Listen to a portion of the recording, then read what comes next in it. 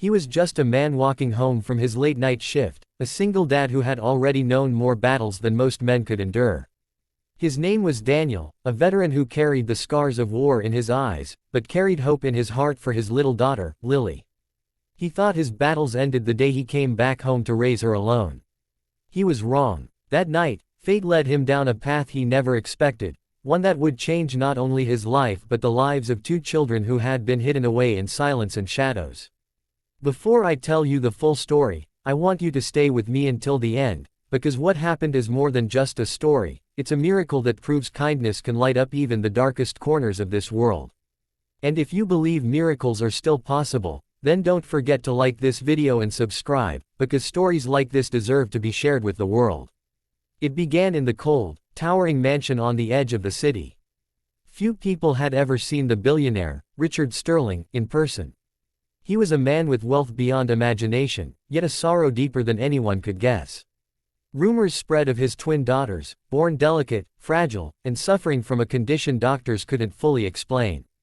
They were blind, not just of sight, but of life itself. The world knew little about them, because Richard shielded them from the public eye, raising them in silence, away from cruel stares and endless pity. The truth was, those little girls, Sophie and Sarah, had never stepped into the sunlight. They lived in darkness, both literally and emotionally. Daniel's life, in contrast, was simple but full of struggle. He worked double shifts just to pay rent and keep food on the table for Lily. Yet no matter how hard things were, every night he'd sit by her bed, tell her stories about heroes and hope, and remind her that life was always worth fighting for. One evening, while doing repair work at Sterling's estate, a job he had taken out of desperation, he noticed something. A sound, a soft humming behind a locked door upstairs. He paused, listening closer, and his trained instincts as both a father and a soldier told him something was wrong. Days passed, and Daniel couldn't shake off what he had heard. He noticed Richard Sterling's eyes, tired, heavy, but carrying the weight of an untold story. He dared to ask gently, "Is there someone here who needs help?" At first, Richard dismissed him, but eventually, the walls he had built around his heart began to crack. For the first time, he admitted the truth. His daughters had lived without laughter, without friends, without even knowing what it meant to feel the sun on their skin. Daniel couldn't stand by. Something inside him, the same fire that made him fight for his country and later for his daughter, ignited again. He asked Richard for a chance to meet the girls. At first, Richard refused, afraid that the world would hurt them.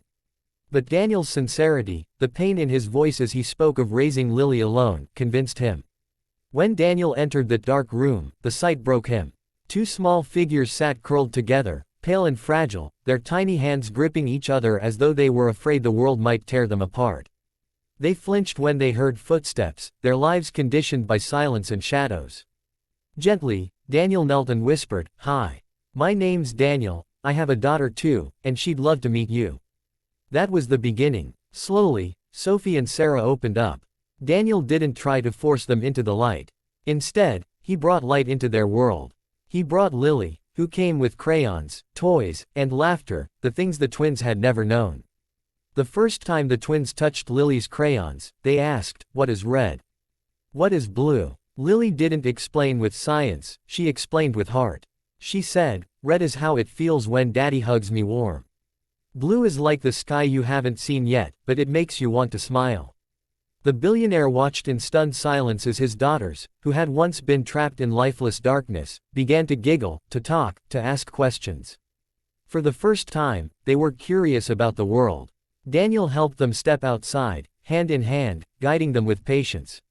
He taught them not just to hear life, but to feel it, to run barefoot in the grass, to smell the flowers, to let the wind brush against their faces.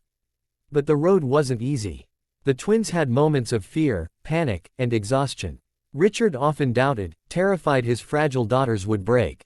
Daniel too questioned himself, wondering if he was strong enough to carry not only Lily but also the weight of this family's hidden pain. Yet every time he faltered, he remembered something he once told his soldiers and his daughter alike: "You don't win battles by being fearless. You win them by standing, even when your knees are shaking." Then came the day no one expected.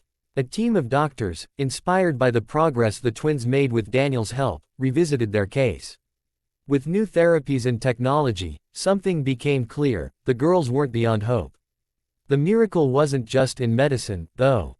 It was in the love, patience, and belief that had given them the courage to try.